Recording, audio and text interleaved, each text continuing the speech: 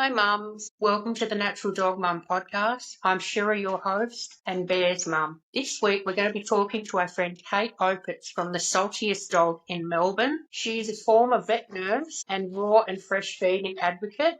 She makes nutritionally balanced raw meals that you can feed straight out of the fridge to your dog, and she delivers all around Melbourne. We're also going to be talking more about things that you can do, simple little tricks that you can use to get started with raw feeding. We're also going to be talking about why a lot of vets don't talk to you about raw and fresh feeding. Stick around. Hey, so nice to see you. Thank you so much for coming on. Really excited to talk to you. Yeah, me too. Thanks for having me.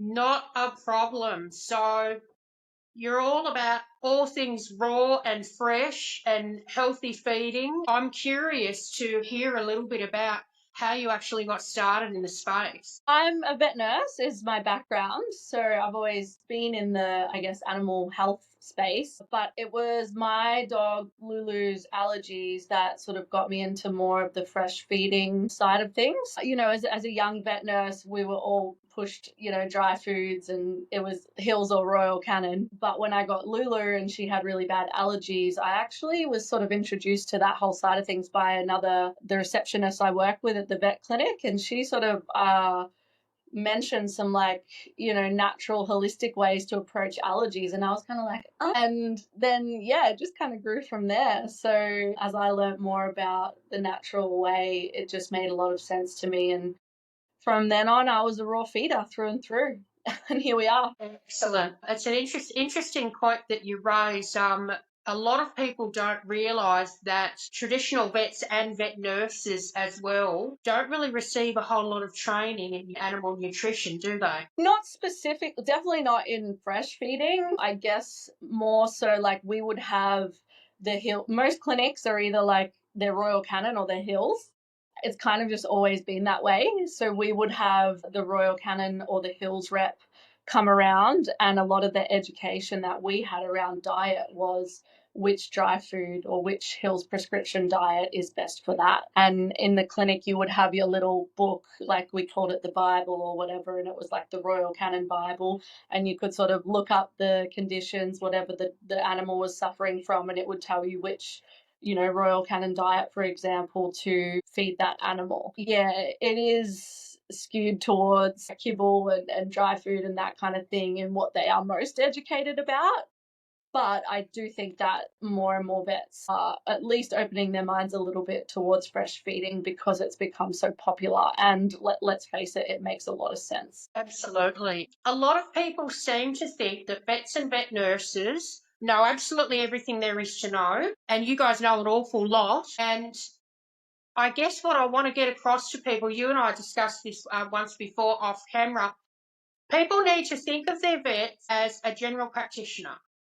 They're more or less the animal world's equivalent of your GP. They know a certain amount about a lot of different things. I mean, you've got to have a bit of a super brain to remember everything they have to know.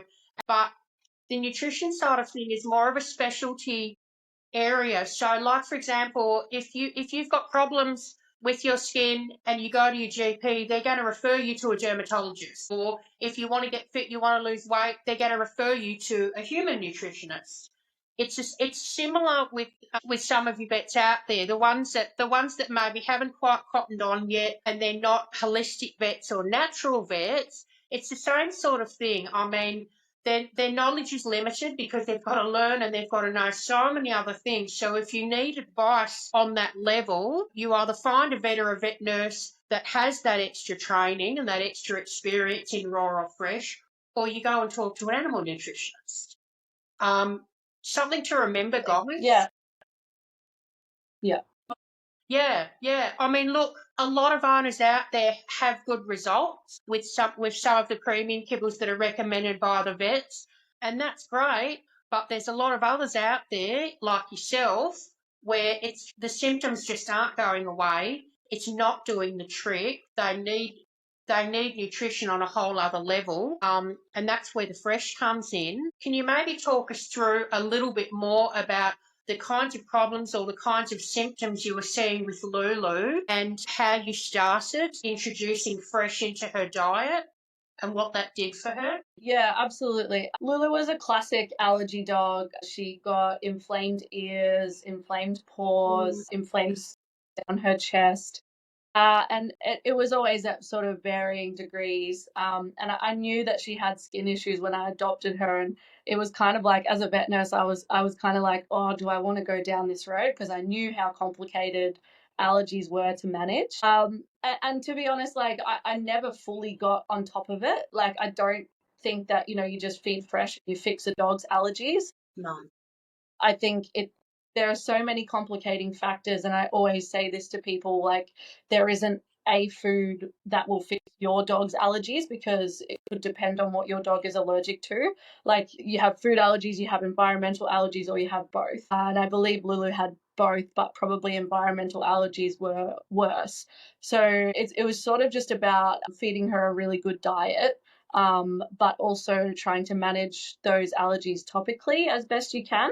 And often with skin allergies, that is the best you're going to do. And there are so many different products out there. I tried everything with Lulu, and some work really well for some dogs and not so much for other dogs. So I always say to people, keep trying different things, feed a really good diet, try to manage it topically as best you can.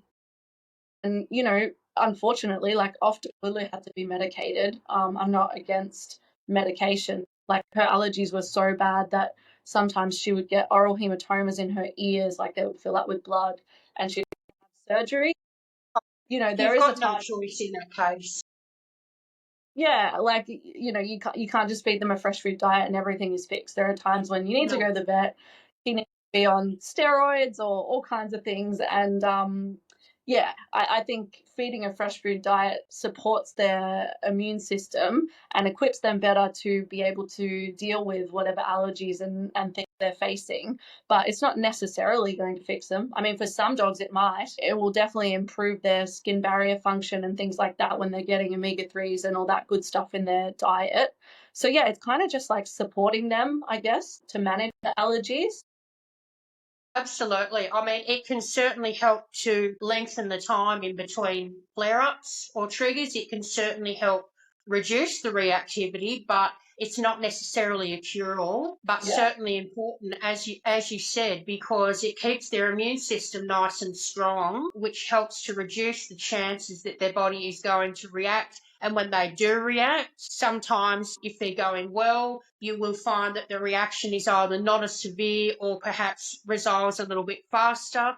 But in absolute extreme cases where the dog is absolutely miserable, scratching and biting themselves, when they're in pain and their quality of life is just zero, sometimes it's just what you need to do.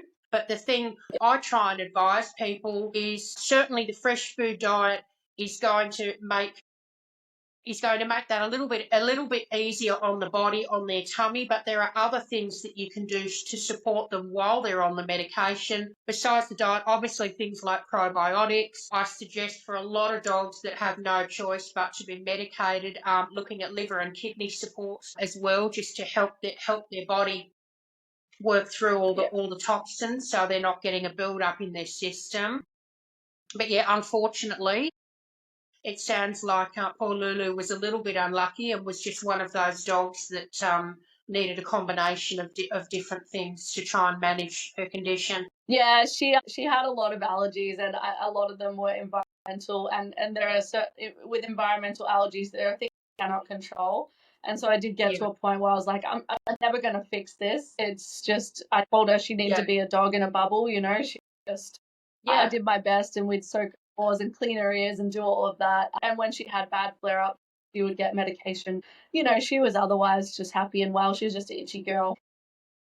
Poor baby. So Yeah. that's obviously what made you start going into raw feeding, and what motivated you to start Saltiest Dog. So tell me a little bit about how you got started and what you've got on offer. So yeah, the Saltiest Dog was born in Alice Springs. I used to live in Alice Springs in the middle of Australia, and it was kind of It started because there wasn't a lot in Alice Springs for dogs, and I sort of wanted all the nice things for Lulu.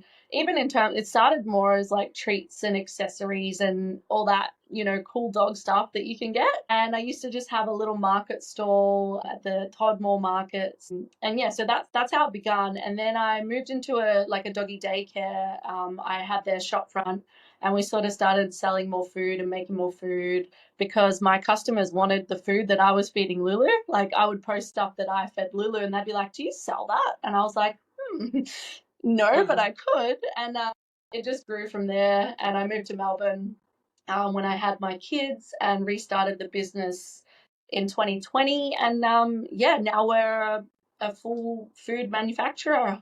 We've got a lot of things on offer. And you do deliveries around Melbourne as well, don't you? Yeah, we deliver all across Melbourne. So that's really the main part of what we do. Like we are based in our warehouse in Epping that you can come visit, but mostly deliveries all around Melbourne. Yeah. Excellent.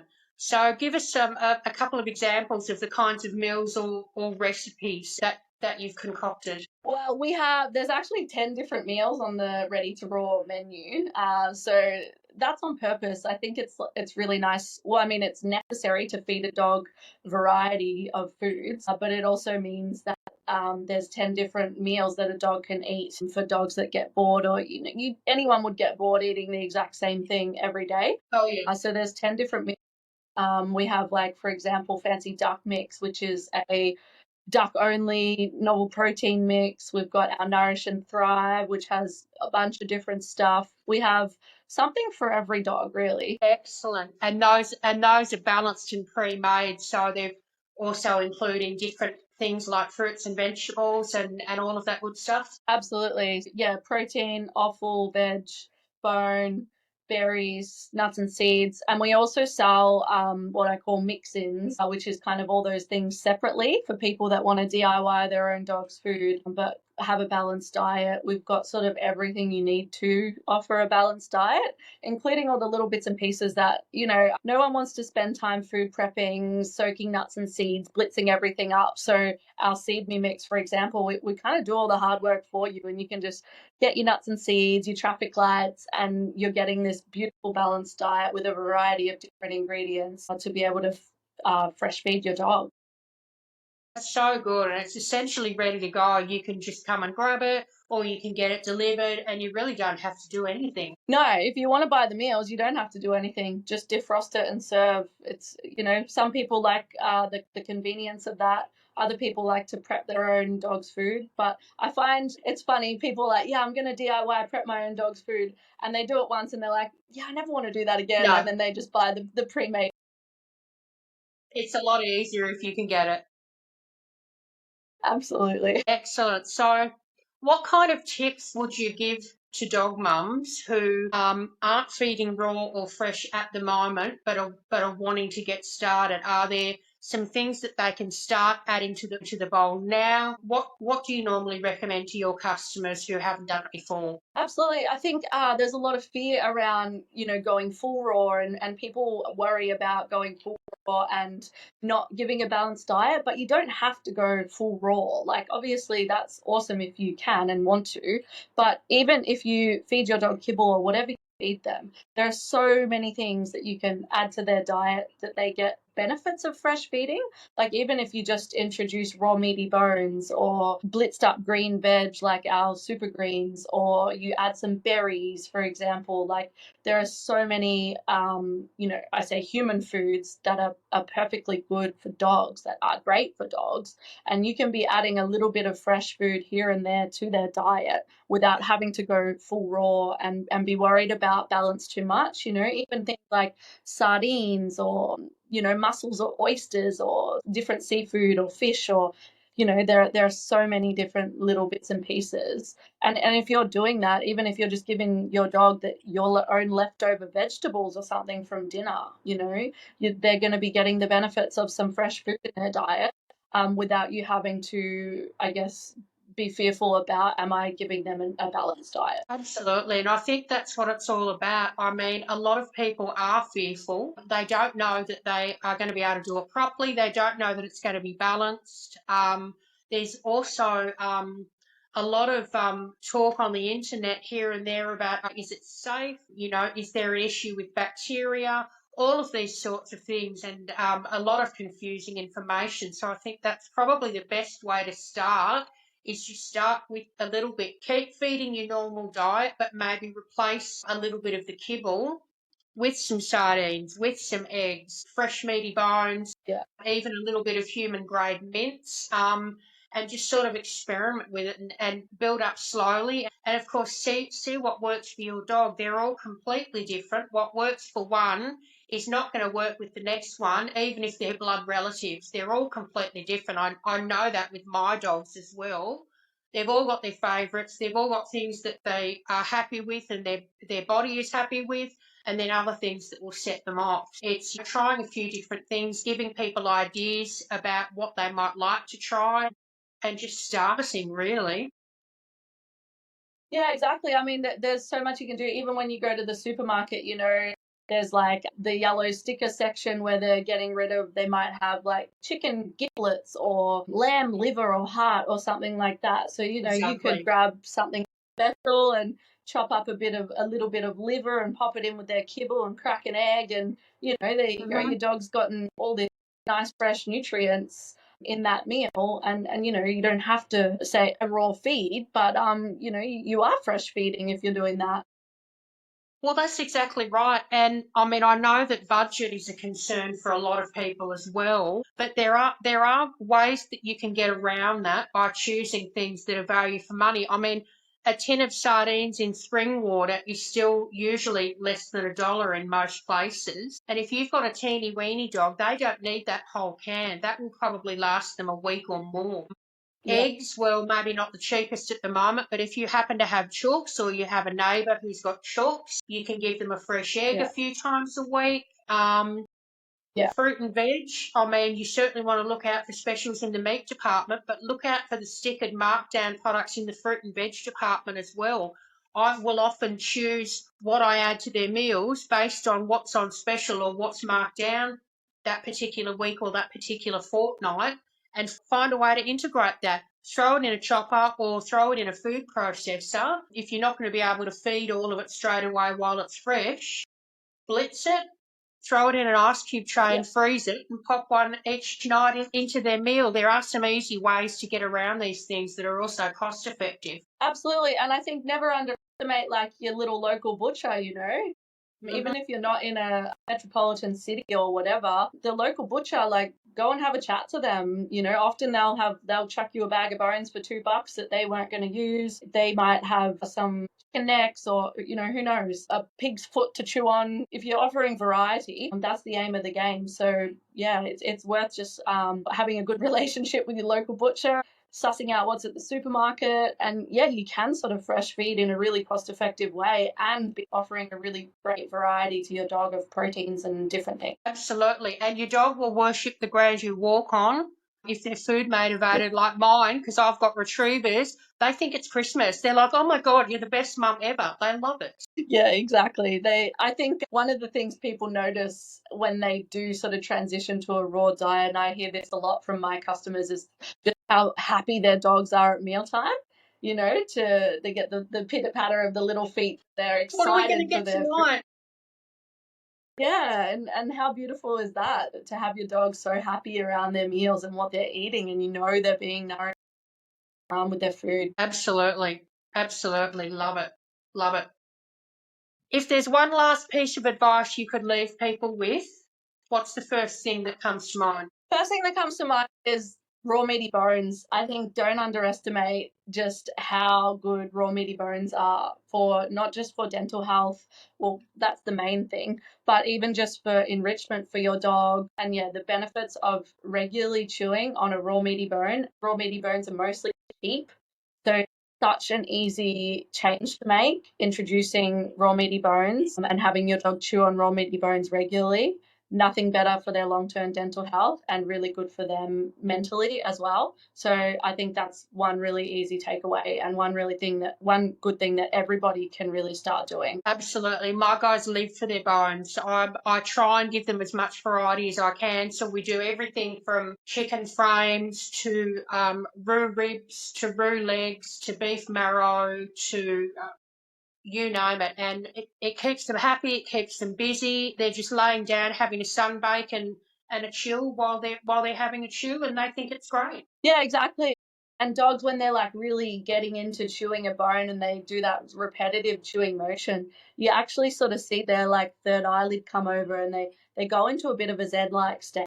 So it's actually like it's a really nice thing that your dog. It's the most natural thing for them to chew on a bone. They love it and it's good for them. I think most dogs should definitely be regularly chewing raw meaty bones. Excellent, excellent.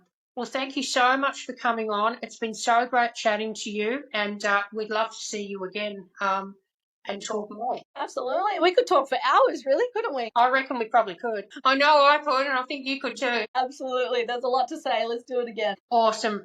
Sounds great to me. That's a plan. Thanks for tuning in for the podcast. If you enjoyed this episode, please remember to like, subscribe, and share.